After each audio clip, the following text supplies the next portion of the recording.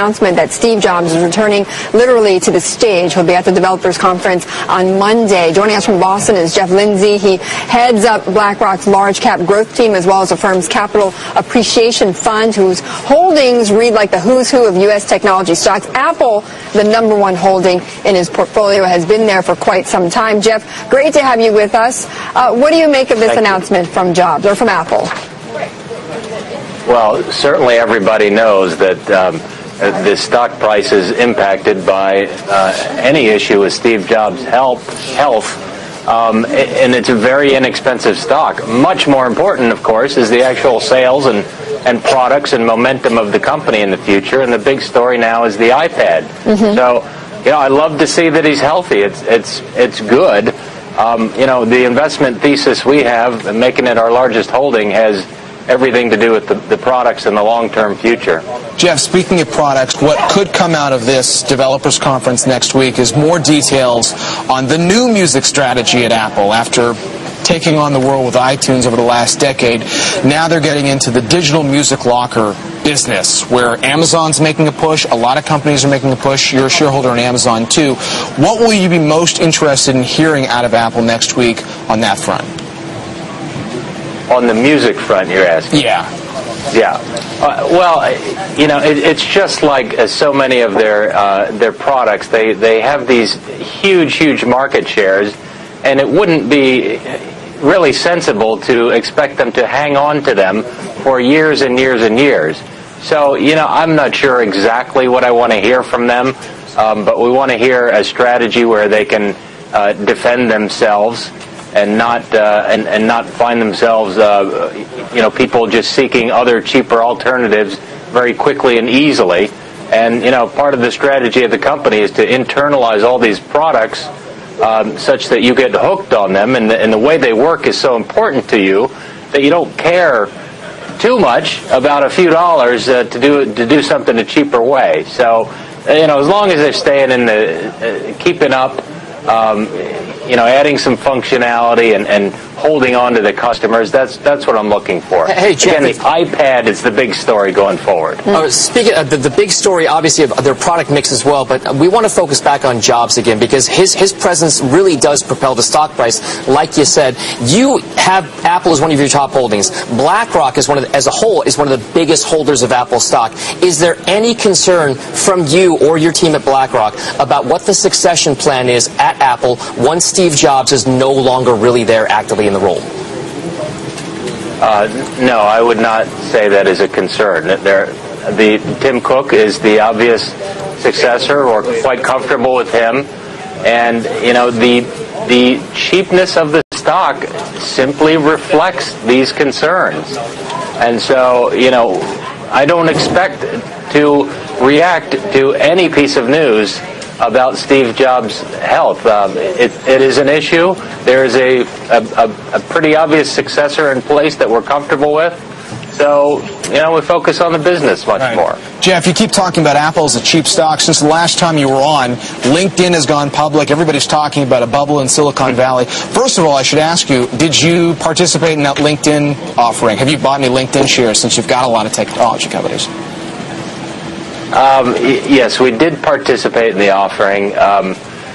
If I can make a general comment about these stocks and the obvious question, I think it is likely that the total of all social networking IPOs will be overvalued because everybody wants to own the one that becomes the next Google. One of them may be the next Google wild success story. So they're not all going to be overvalued. They're good business models. There are weak ones that don't appear sustainable, and we'll evaluate them one by one. We did participate in LinkedIn. Is that why you participate in LinkedIn? I'm sorry, is what? Why? The fact that what you're saying is that eventually they will be overvalued, but you bought in first. You wanted to be there first. That's a dangerous game, to buy something only expecting it to be overvalued. So no, that is not the reason. It was analysis of the company at the IPO price that led us to buy it. Jeff, just to clarify, since Apple's your top holding, where does LinkedIn fit into your holdings? Like, how much LinkedIn do you own? There's no comparison there. Apple is multiples the size of most of the other stocks in the portfolio, actually. Earlier we had ran a story, Jeff, that I don't want to harp too much on this, but, Peter Thiel had talked about how, Wall Street has gotten it wrong on LinkedIn, that, in fact, that they had undervalued the company, and that's why the stock had gone up so much on its first day of trading. Give me your view on that comment from him. Well, I think there's an effort on the part of every deal to find a price that, will first of all make sure the deal gets done successfully in the market, and nobody wants to buy a stock and then subsequently watch it go down. So when there's so much excitement, and I'm not on that side of the table. I'm just giving my, view of observing this sort of thing. It's got to be a tough thing to figure out how much of the really near-term excitement to take advantage of and price it there. And then the risk is that no one who bought the stock on the deal continues to hold it in the future because its future is the stock price goes down from there. Nobody really wants to see that. So I don't know what to say.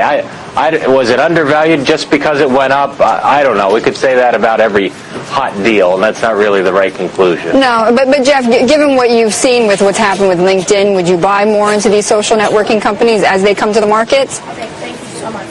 Yeah, I really...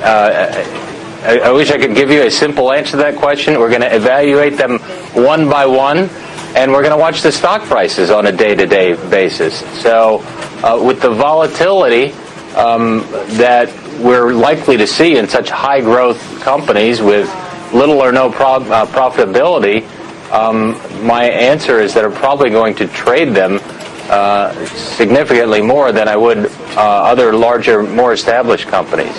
And much depends on the stock price today and next Tuesday. All right, Jeff, thank you. Really appreciate you joining us. Jeff Lindsey of BlackRock. He oversees a total of $12 billion in his large cap group. Now, coming up, the closely watched Chicago Purchasing Managers